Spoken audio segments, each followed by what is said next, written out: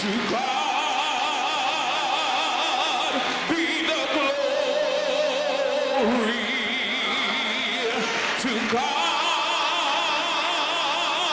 be the glory. To God be the glory for the things He has done with His blood. He has saved us with His power. He has raised us. To God be the glory for. Now, we have acknowledged those who are seated, but let's stand and give God a round of applause because we want to welcome Him into this room. Amen. He's the VIP of all VIPs. Amen. We're going to give this day to Him, and we're going to enjoy and celebrate this 50th. And we're going to push it forward 50 more years. And we're going to start it out right. We're going to start it with prayer coming from the associate pastor, assistant pastor of Ebenezer Baptist Church, Reverend Bronson. One who was a leader in the civil rights movement. One who was a good husband, a good father, a good friend to so many.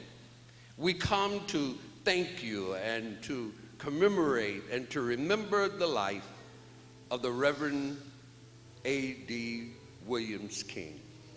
We are grateful for him and for his life and for all of the things that he did for the civil rights movement, but at the same time, we thank you for his preaching. We thank you for his teaching. We thank you for his leadership. We thank you for his love.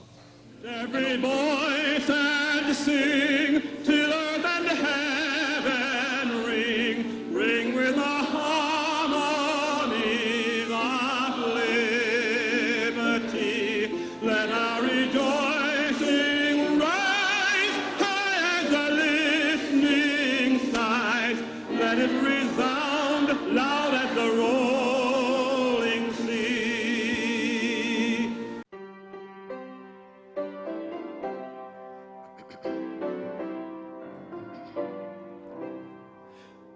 Oh, say, can you see by the dawn's early light what so proudly we hailed at the twilight's last gleaming, whose broad stripes and bright stars through the perilous fight o'er the ramparts we watched were so gallantly streaming, and the rocket's red glare, the bomb bursting in air, gave proof through the night that our flag was still there.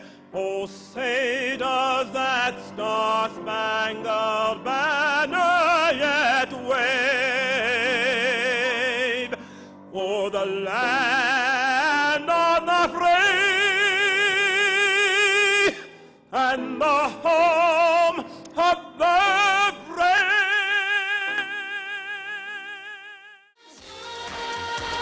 Come on, come on, come on.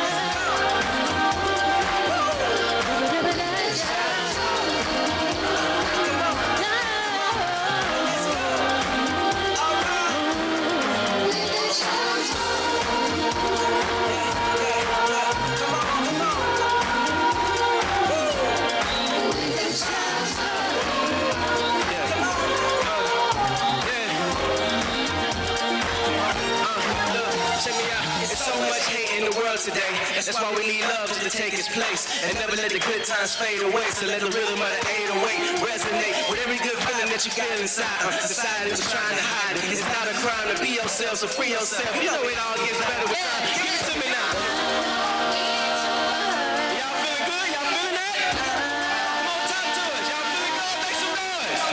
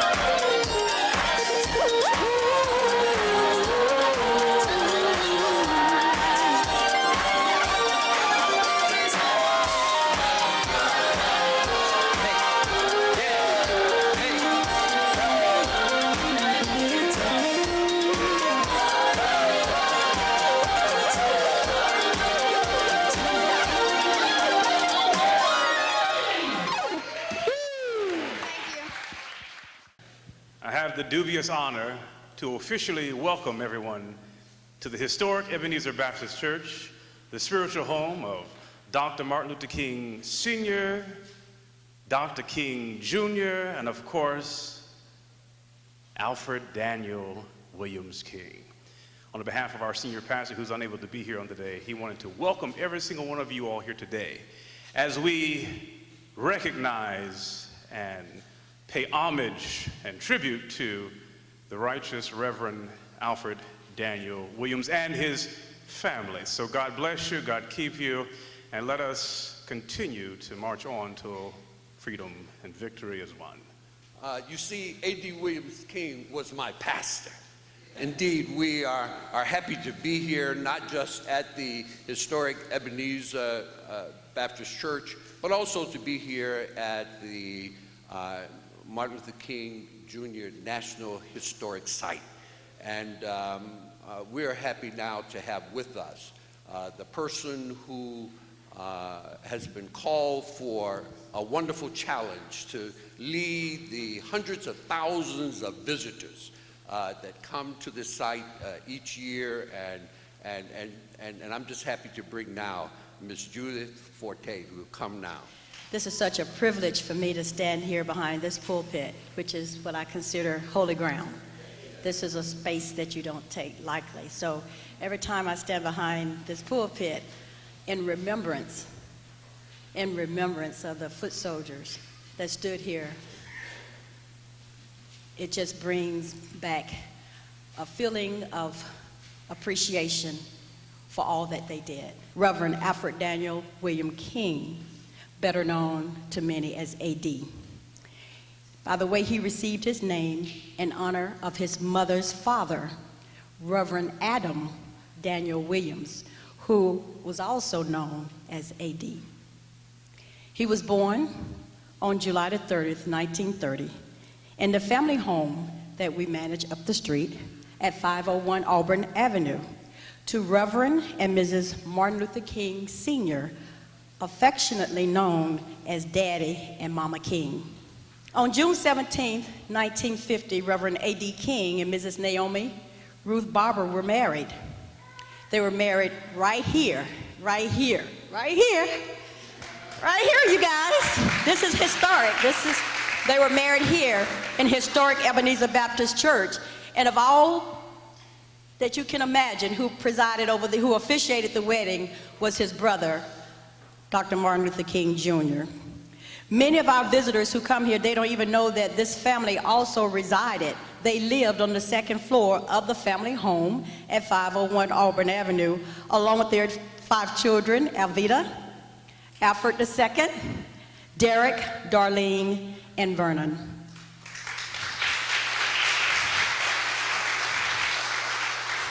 Rev A D King began assisting his father, Daddy King, here at Ebenezer, historic Ebenezer Baptist Church, while attending Morehouse College.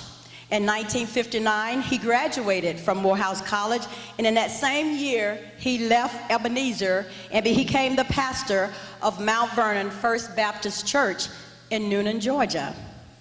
Then by 1960, Reverend King, he caught the momentum of the civil rights, the modern day civil rights movement that was being led by his brother, Reverend Dr. Martin Luther King Jr. So in October of 1960, both brothers, they were arrested along with 70 other protesters and foot soldiers, and it was so many involved in this movement, but they were arrested during a lunch counter sit-in here downtown Atlanta, Georgia. Throughout their lives, Dr. Martin Luther King Jr. relied heavily on his brother's unconditional support and his value for his ongoing advice and organization skills.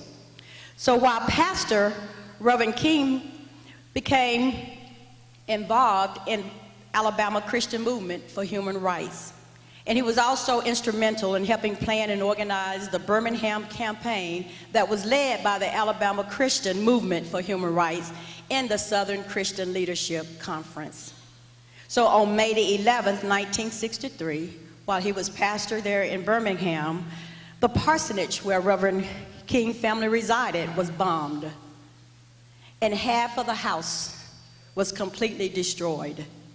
I've had the honor to talk to many about that movement, but to hear Miss King recall that moment helps you understand how real that moment really was. That their family was at risk, and not only were they at risk, they were in the home at the time that the bomb hit, along Miss Naomi, along with her children. And in addition to that, all I can say is, but God. Y'all understand that? But God. You're in a house that's being bombed, half of it is gone, and you turn out as beautiful as she is and her family. Come on. I mean, they deserve a standing ovation because they were there for you. They didn't do this for them. She didn't ask a bomber to come, someone to throw a bomb. She did this because she was on the front with her husband to ensure that our rights, that we would have a right to live in a society free of racism and equality. So days after A.D. King would lead a prayer march, after his house was bombed, several days later he led a prayer march into the heart of Birmingham, where he and other nonviolent protesters would be stopped by the Public Safety Commissioner Bull Connor and his guard dogs. By 1965, Reverend King became pastor of Zion Baptist Church in Louisville, Kentucky. So while he was pastoring there, we all have a legacy. And I think this is his strongest legacy because while pastoring there, he formed the Kentucky Christian Leadership Conference. And he served as the chairman from 1965 and 1968. And while he was pastoring at the Zion Baptist Church, he courageously fought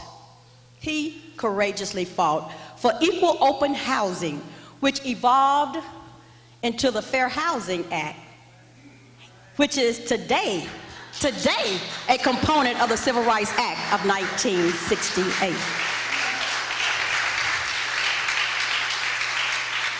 On April the 4th, and we all know what happened on April the 4th, but on April the 4th, 1968, in Memphis, Tennessee, at the Lorraine Motel, ML, and AD had a long phone conversation with their mother. Many people don't understand this, but the two brothers called their mom on that day. Mama King.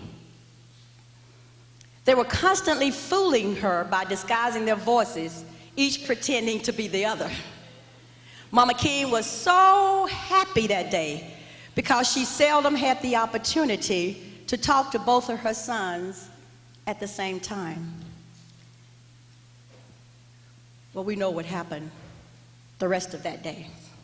So the following Sunday, on April the 7th, 1968, it was Rev A D King who delivered his brother, Martin Luther King Jr., sermon here behind this pulpit at Ebenezer Baptist Church, which was titled, Why America May Go to Hell.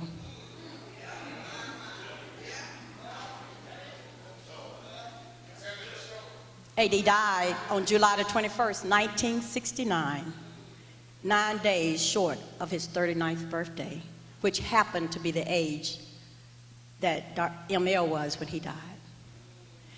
Oh, yes, indeed, A.D. and ML, they were brothers, and Christine was the mother over them, that they loved to say. But they were true blood brothers. They were true blood brothers involved in the modern day civil rights movement. Rest, ML and AD. We love you. Thank you.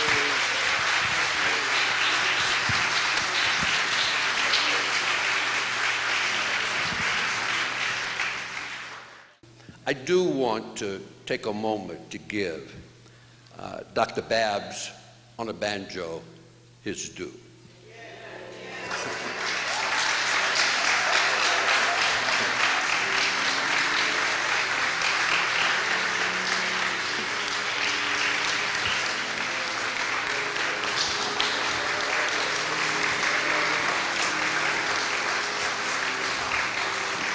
You may be seated, and I'm going to ask you to stand up one more time.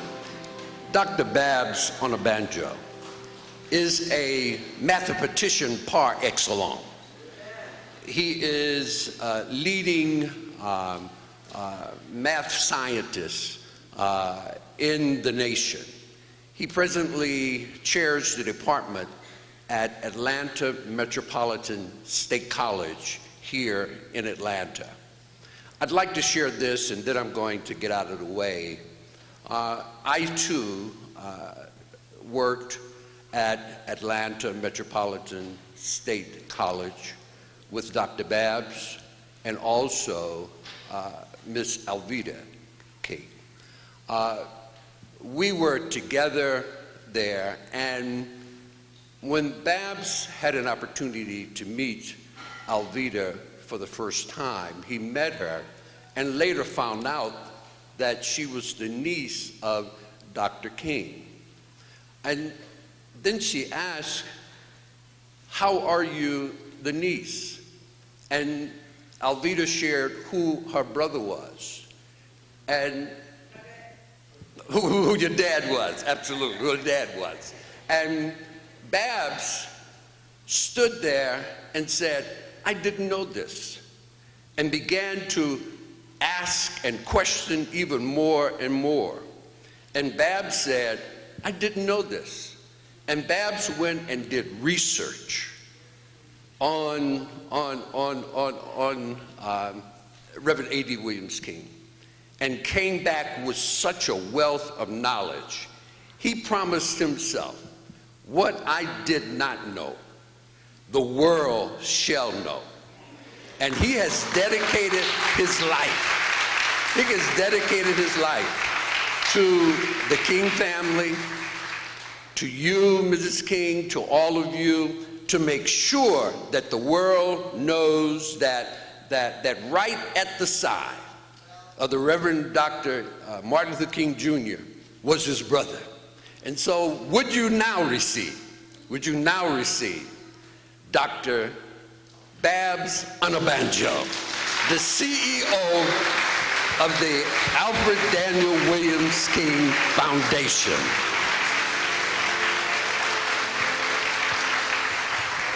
Thank you. you so much.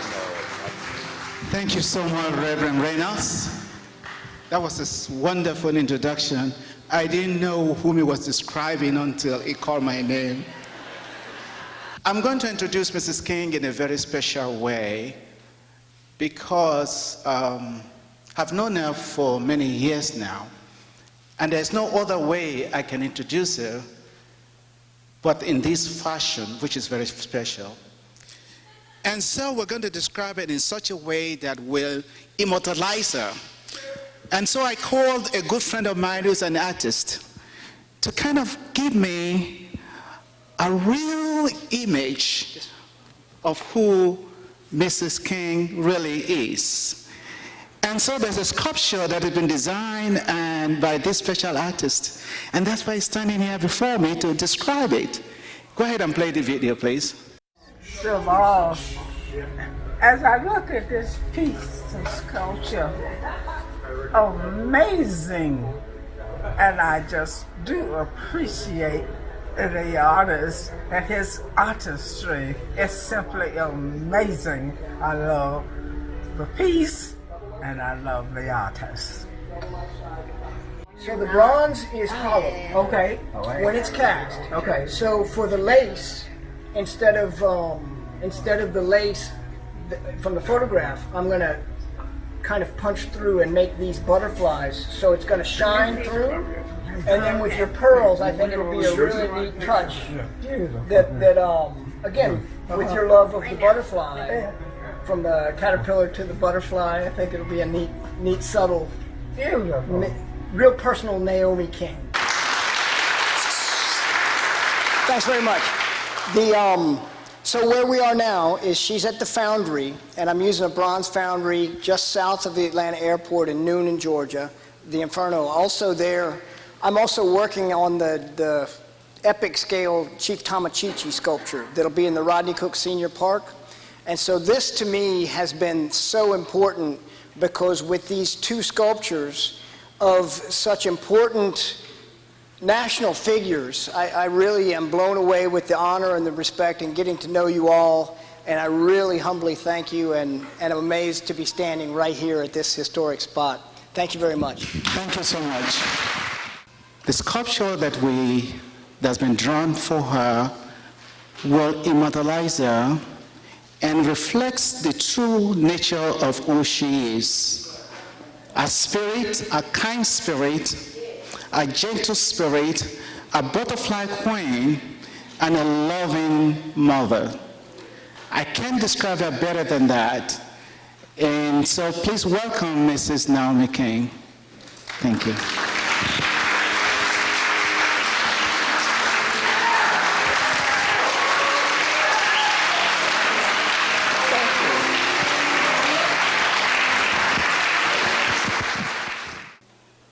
Good evening.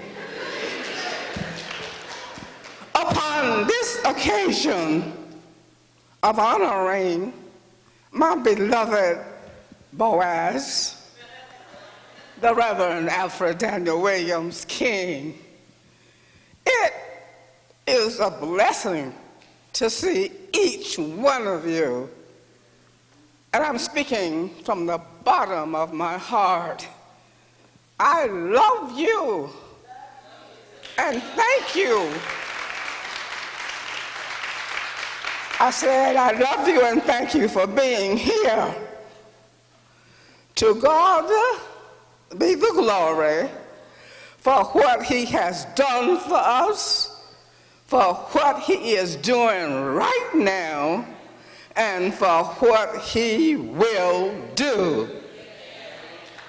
To Dr. Babs, thank you so much, Dr. Babs, for stellar leadership in the A.D. King Foundation. The matriarch of the King family, Dr. Christine King Ferris,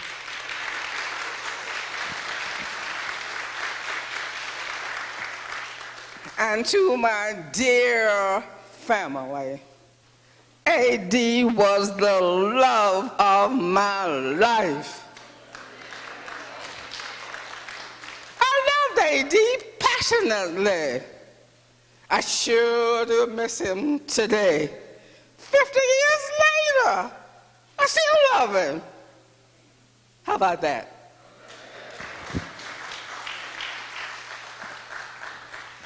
Many have not heard or known that our famous relative, the Reverend Dr. Martin Luther King Jr., had a brother. Well, I'm here to testify that ML certainly did have a brother. AD and ML were brothers in the struggle. Both were killed for their commitment to civil rights, freedom, equity, and justice. The modern day sons of thunder, if you will, and they were as close as breathing. Together, they preached the gospel, following in the spirit of their father, Martin Luther King Sr., and Mama Alberta King. Mama King was killed right here in this sanctuary on a Sunday morning while playing the organ, and we were singing the Lord's Prayer. Yes, AD was a gospel preacher, living in his own skin, and he was an icon in his journey. As a lover of mankind, and these days, maybe we should say humankind, AD loved everyone, especially the youth and children in his world. I too share the love for the children, and not just our own. In every ministry where we serve, AD had a special heart and gift for developing powerful youth ministries. We were also blessed to birth and parent 5 beautiful children of our own. Alfred, Darlene, and Vernon were taken too soon. Oh, how I missed them too. Yet Derek and Alvita remain. I have learned through it all to count my blessings at all times, giving thanks. My beloved husband, Rev A D King, would say if he were alive today that while the struggle of life is never over, as God's chosen people, we learn to love, forgive, and heal on our feet. We taught this to our children, and as I live and breathe, I continue to teach our children and grandchildren and the youth that we reach through the A.D. King Foundation. We are one blood, one human race, and we must learn to live together as brothers and sisters or perish as fools. Today, my prayer, in the spirit and love of Christ, in honor of my beloved, my Boaz, my husband, A.D., is that each one of us will continue to do all that we can to make this a peaceful world. I know that today the word is remembering the day that man first walked on the moon. That was a very important feat. Yet today, we also remember and commemorate the life, love, and legacy of Reverend A.D. King, who was undoubtedly murdered this day 50 years ago. I thank you so much for sharing this time with us. In closing, may I say once again, I love you and you and you. May our good God bless us all.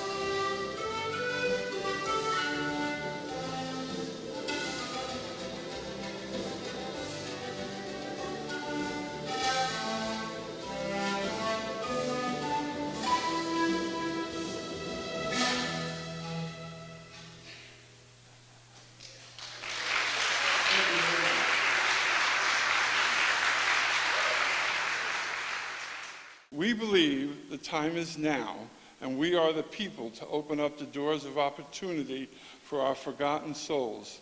Naomi Ruth King, well, I just decided, listening to Naomi speak, that if it's okay with Dr. Babbs and with Naomi, I would like to now call this the Naomi and A.D. King Youth Empowerment Center in honor of your devotion to that gentleman.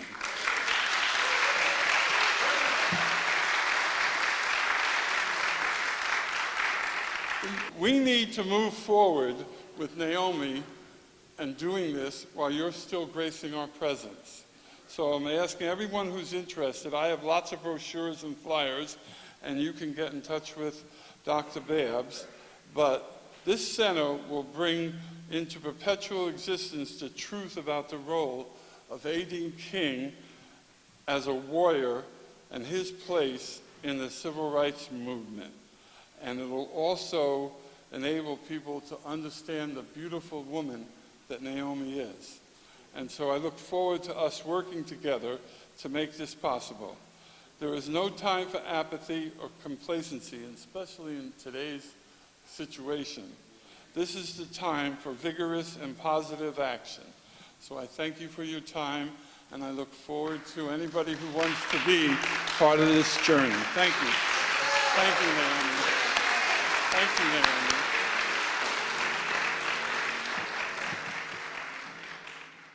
I think of A.D. in this moment, and I remember the joyful young man who was a brother to me. I had the privilege of growing up literally with them, with Chris, who is still my sister, and ML and A.D. Right downstairs, and I say in this building, in this building, some of the greatest fun moments I had in growing up were spent right around down here, and A.D. was always involved. If there was laughter to be found, A.D. was in it.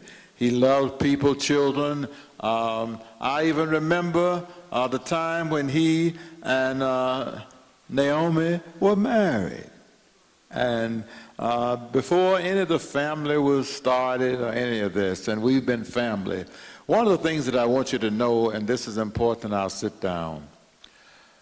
People don't seem to understand that in the 1950s and 60s and the 40s and all, when we were coming along, the church was almost all that we had. It was here that we learned how to go out into the world, to stand up, to be somebody.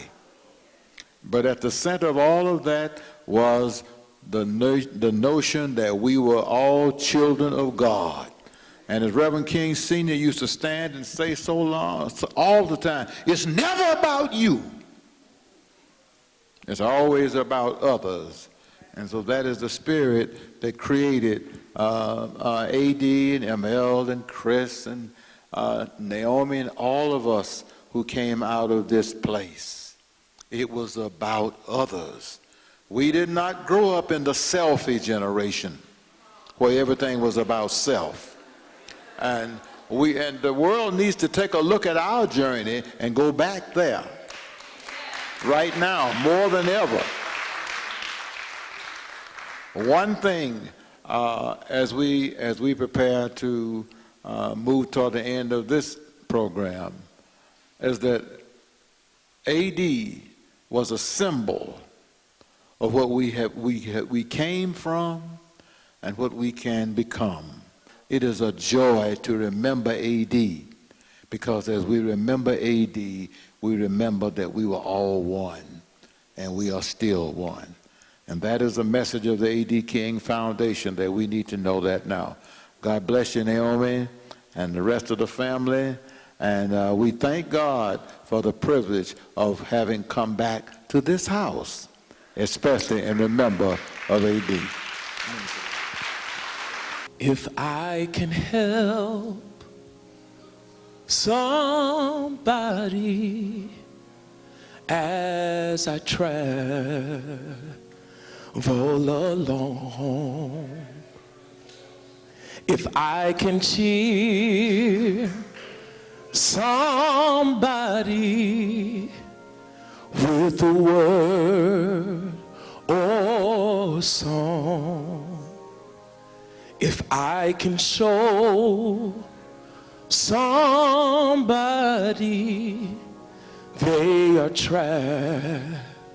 traveling wrong, then my living shall not be in vain. Then my living shall not be in vain. Oh, my living shall not be in vain.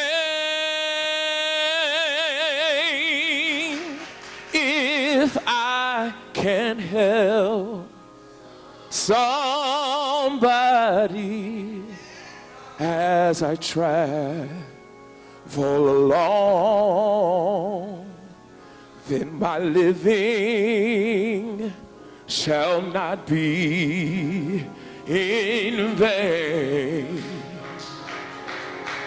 If I can do my duty as a Christian ought, if I can bring back beauty to a world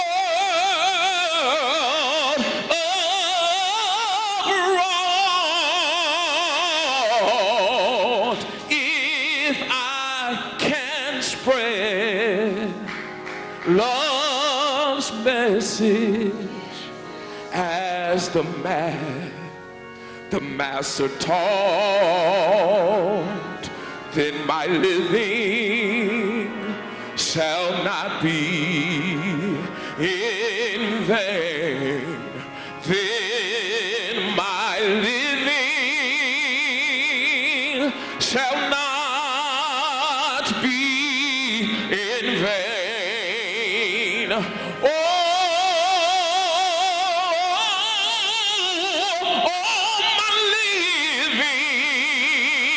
Shall not be in vain. If I can help just one somebody as I travel along, then my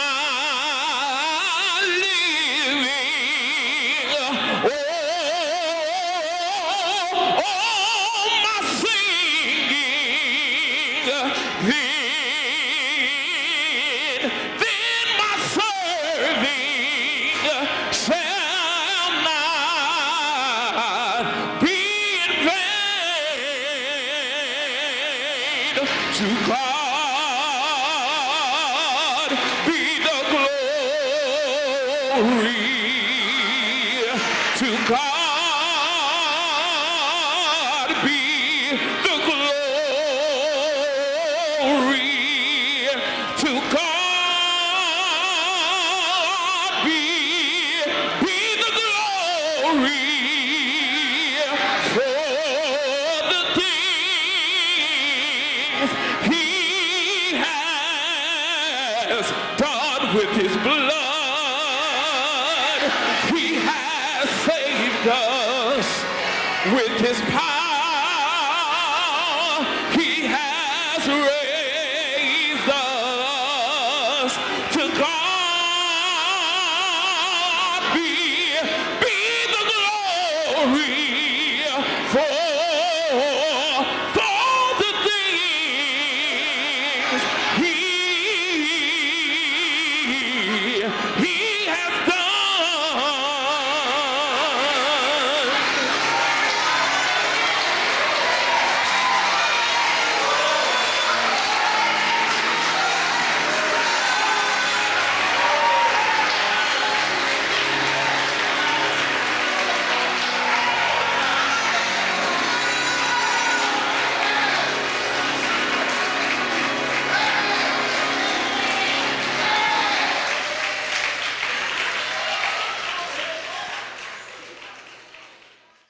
The Reverend Kenneth Lamont Alexander had hoped that he could be here, but an emergency took place, meaning he's not going to be here, but he has sent a video presentation. Is that correct?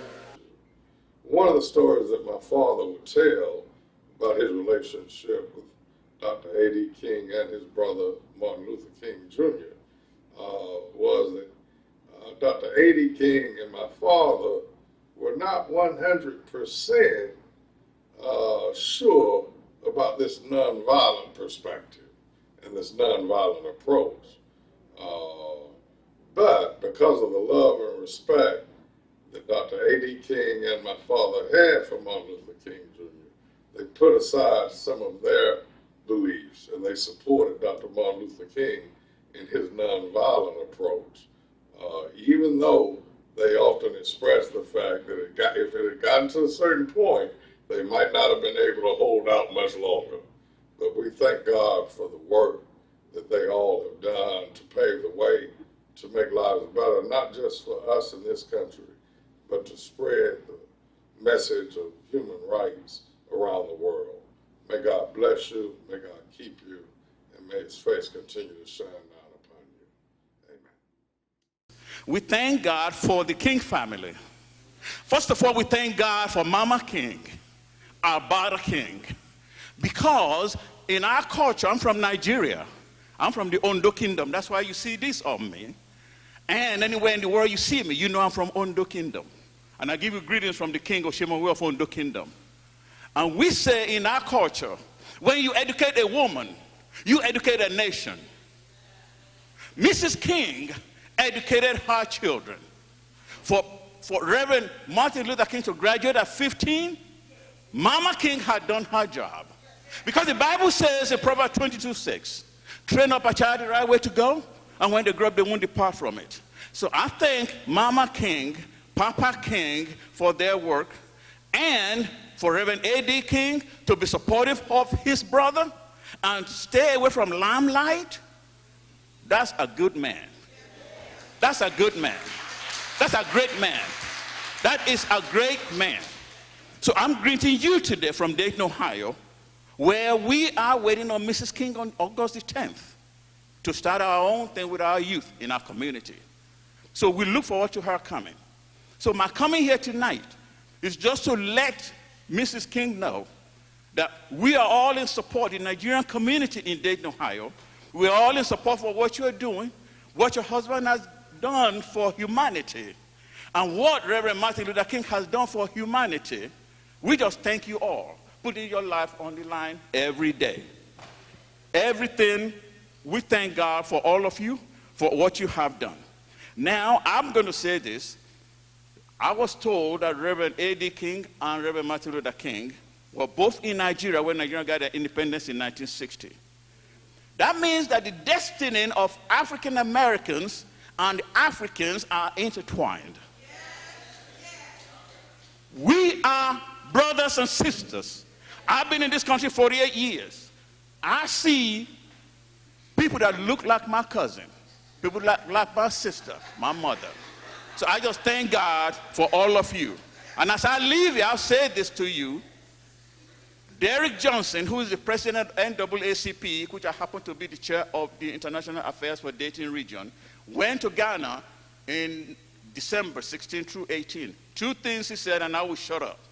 He told Vice President of Ghana that they're going to commemorate 400 years the African Americans were brought here in 1619.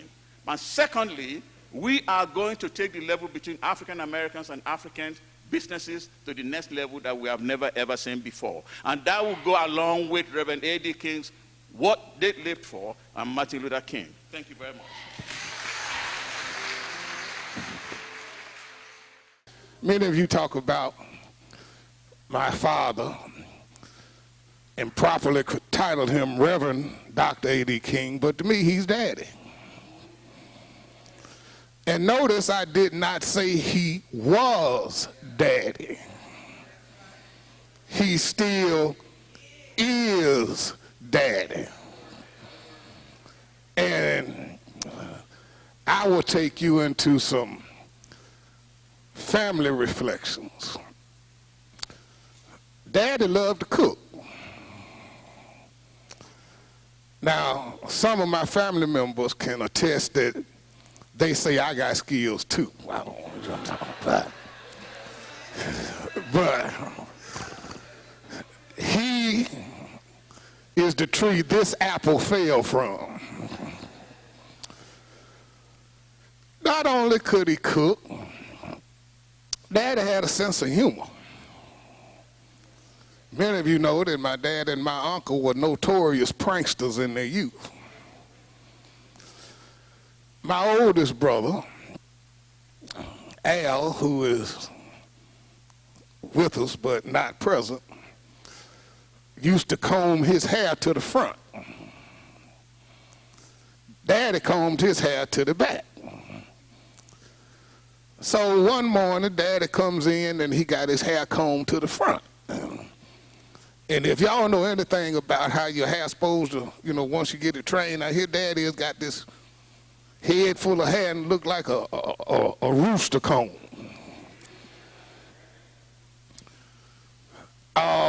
Daddy taught me how to swim. He made sure all of us could swim.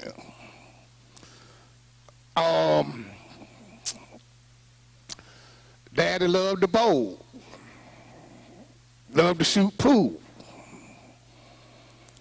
So, those of you who know him as Reverend Dr. A.D. Williams King Sr., he still is my daddy.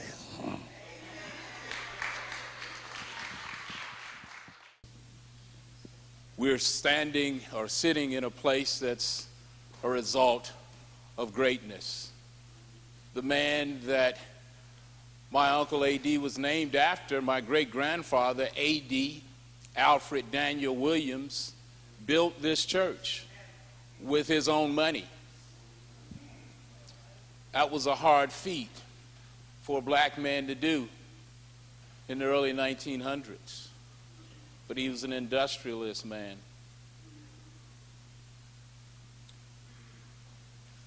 Which is why it's so important that my grandparents decided to bestow that honor among my uncle, A.D., who did his best to live up and did live up to that. It's interesting to me that a lot of people talk about their involvement, their truthful involvement, their participation, their contribution to where America is today. I'm speaking of the civil rights movement. And I want you to know, and some people have addressed it here, that yes, my uncle was there with my Uncle Emil, but he was there in his own right, making his own contribution. And if you doubt that, and I often tell people this, just look at the pictures. You will find more pictures of my Uncle A.D. alone, without his brother, alone in different cities, more than you find of a lot of other people who will go nameless right now, who are claiming to be whoever they are, and I'm not saying that they're not, but who are perceived as being frontline, I guess, workers and leaders, but you don't find them anywhere in the pictures.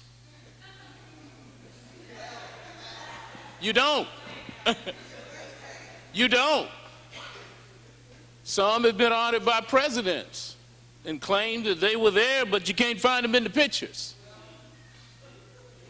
The thousands of pictures that were taken, you can't find them there. And if you do, it's generally at a reception or something, but you don't find them on the front line of the struggle. You can find plenty of pictures of my Uncle A.D. there on the front line without his brother. His house was bombed too. So it is important that we remember him as countless others who have served the movement, but he did serve. We're not here today because he was the brother of a great man. We're here today because of the work that he did himself.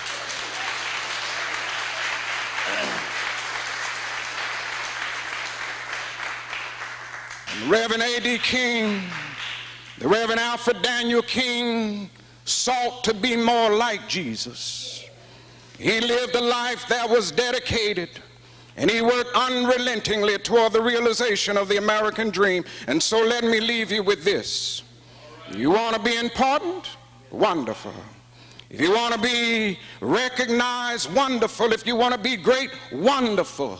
But recognize that he who is greatest among you shall be your servant. And that's the new definition of greatness. And this evening, the thing that I like about it is that by giving that definition, it means that everybody can be great, because everybody can serve.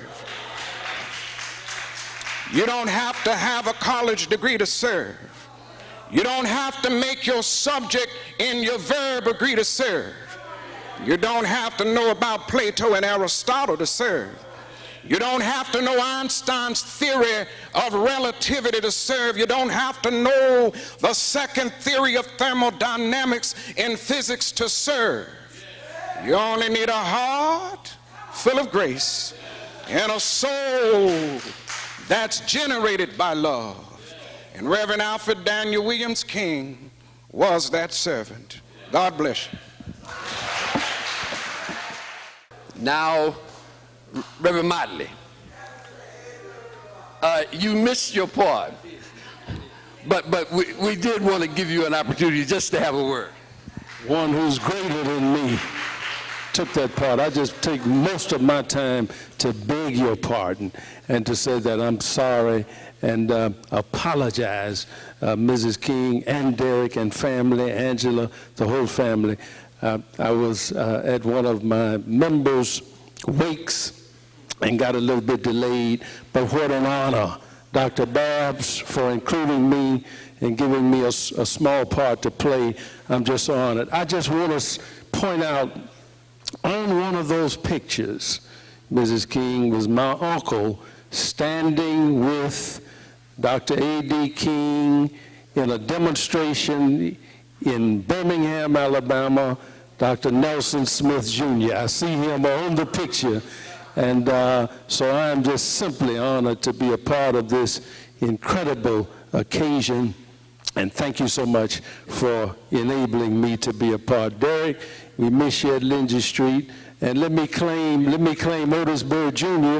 He's a member of the Lindsay Street Baptist Church, even though he works at the Antioch North Missionary Baptist Church.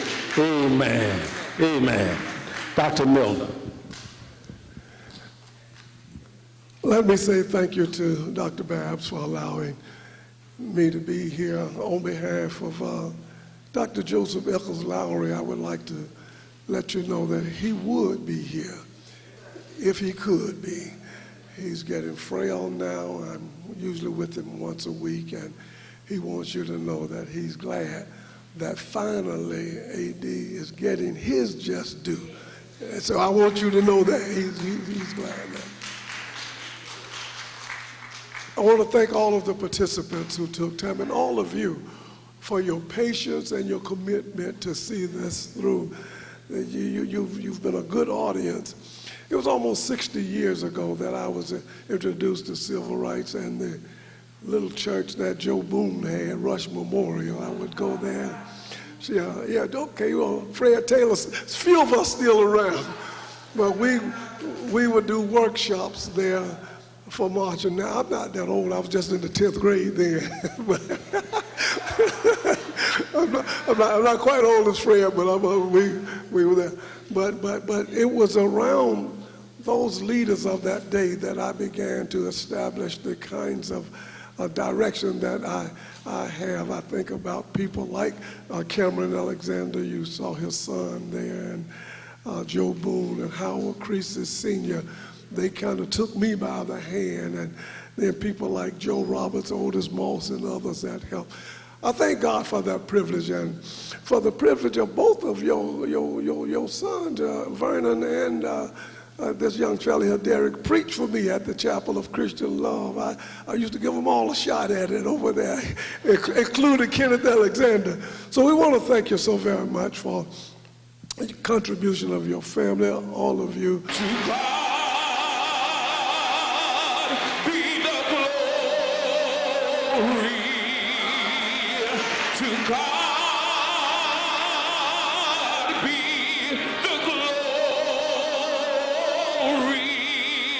To God